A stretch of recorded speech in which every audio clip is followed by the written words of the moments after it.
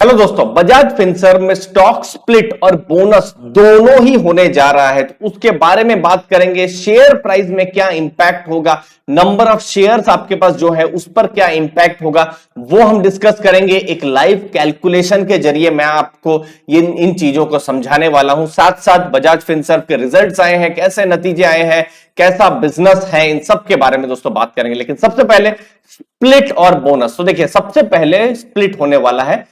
Face value 5 जो है वो 1 की हो जाएगी। मतलब बहुत सिंपल में आपके पास समझ लीजिए एक शेयर है, तो वो एक शेयर 5 भागों में स्प्लिट हो जाएगा। तो पहला जो स्प्लिट की बात रही वो, उसके बाद बोनस की बात कर लेते हैं। तो जो बोनस है वो 1:1 के रेशियो में आने वाला है। मतलब आपके पास समझ लीजिए एक शेयर है बजाज फिनसर्व का, तो आपको एक बोनस शेयर मिलेगा। तो यहां ध्यान में रखना है, दो चीजें साथ साथ हो रही है। तो पहले स्प्लिट होगा और फिर बोनस आएगा। अब आपका प्रश्न ये हो सकता है कि ये कब होगा, क्या ये 2-3 दिन में हो रहा है, 10 दिन बाद हो रहा है? तो अभी भी डेट्स नहीं आई है। तो जैसे ही डेट्स आएंगी हम आपको बता देंगे। तो जो इंपॉर्टेंट डेट जो जानने की रहेगी, वो जो एक्स डेट जो रहेगी, जो रिकॉर्ड डेट जो रहेगी, वो सब जैसे जैसे आती रहेंगी हम आपको अर्ली फाइनेंस से आजादी में बताते रहेंगे दोस्तों। अब लाइव कैलकुलेशन में जाएं उससे पहले दोस्तों, आप चाहे तो हमारा टेलीग्राम ग्रुप को भी ज्वाइन कर सकते हैं, जहां पर कोई टिप्स पर हम बात नहीं करते हैं, सिर्फ लॉन्ग टर्म रिस्पॉन्सिबल इन्वेस्टिंग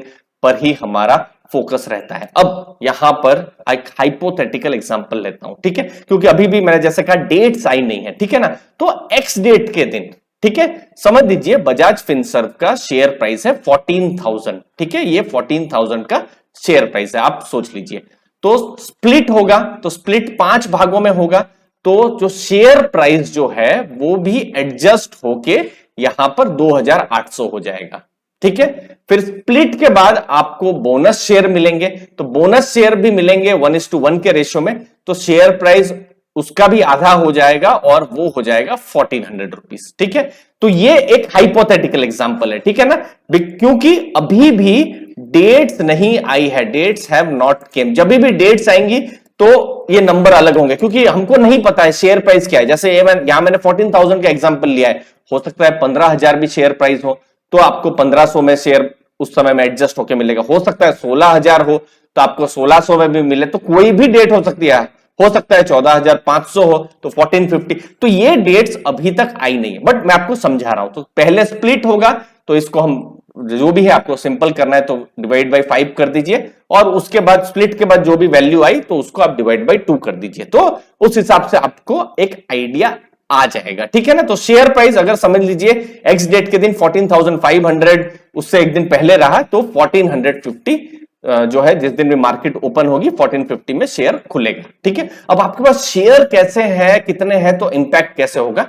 तो समझ लीजिए आपके पास एक शेयर है, ठीक है, तो स्प्लिट होने वाला है, यहां पर आपको 5 शेयर मिलने वाले हैं, एक की जगह में 5, तो आपको यहां पर टोटल शेयर 5 हो जाएंगे। और फिर उसके बाद बोनस भी मिलेंगे, मतलब 5 शेयर है, 1:1 में बोनस मिलेगा, तो आपके पास टोटल शेयर और 5 हो जाएंगे, तो टोटल 10 शेयर हो जाएंगे। तो ओवरऑल अगर आप कैलकुलेट करते हैं, समझ लीजिए आपके पास एक शेयर है, समझ लीजिए 14,500 का, ठीक है ना।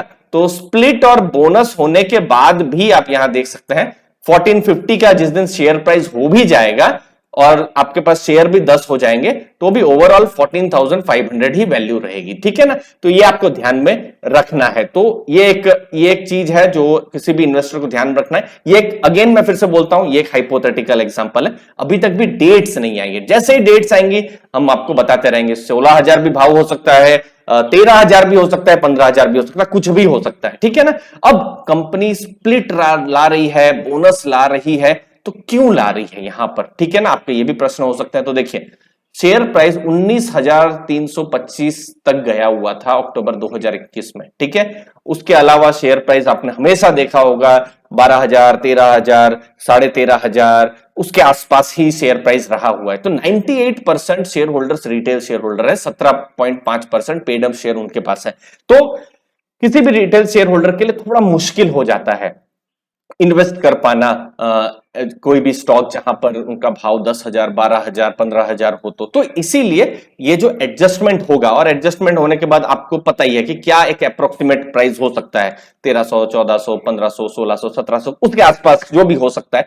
तो वो प्राइस होता है, तो किसी भी इन्वेस्टर के लिए फिर इन्वेस्ट करना उतना मुश्किल नहीं रहता है। तो कंपनी का वही ऑब्जेक्टिव है कि ज्यादा से ज्यादा जो निवेशक है और इंटर कर सके, और जो कंपनी की जो ग्रोथ जर्नी है वहां पर भागीदारी कर सके। तो यही है कंपनी का उद्देश्य कि वो स्प्लिट और बोनस दोनों ला रहे हैं। अब बजाज फिनसर्व में ये आपको ध्यान में रखना है कि ये पॉसिबल प्राइस चेंजेस में शेयर प्राइस जो है वो भी डाउन होगा। तो ये आपको ध्यान में रखना है। डेट्स अभी तक भी आई नहीं है, ये मैंने हाइपोथेटिकल एग्जांपल ही बताया है। ओके, अब बजाज फिनसर्व जो है वो कहां पर इतनी सब स्कीम्स में आता है, क्योंकि बहुत सारी बजाज नाम की कंपनियां हैं। तो बजाज होल्डिंग है एक तरीके से पेरेंट कंपनी, वो होल्ड करती है बजाज फिनसर्व को, ठीक है। और बजाज फिनसर्व होल्ड करता है बजाज फाइनेंस को, ठीक है। तो बजाज फाइनेंस पर बहुत ग्रोथ की बातें होती रहती है, तो बजाज फाइनेंस को जो कंपनी होल्ड करती है वो बजाज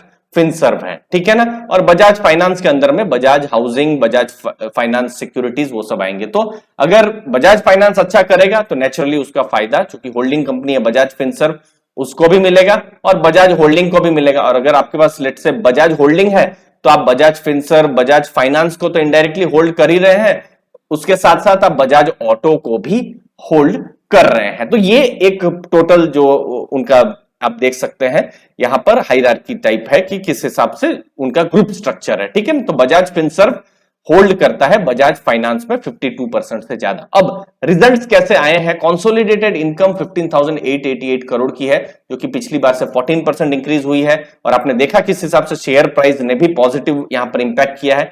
प्रॉफिट्स आप देखिए 1309 करोड़ का है, जो पिछली बार जो जून क्वार्टर था वहां पर 833 करोड़, तो 57% यहां पर प्रॉफिट यहां इंक्रीज हुआ है। अब जैसे मैंने बताया बजाज फाइनेंस और जो जनरल इंश्योरेंस, लाइफ इंश्योरेंस, तो ये सब जो कंपनियां हैं बजाज फाइनेंस, तो यहां पर वो लोग अच्छा करें तो सब अच्छा है। तो देखिए बजाज फाइनेंस का 1000 करोड़ से लगभग 2600 करोड़ का यहां पर प्रॉफिट हुआ है।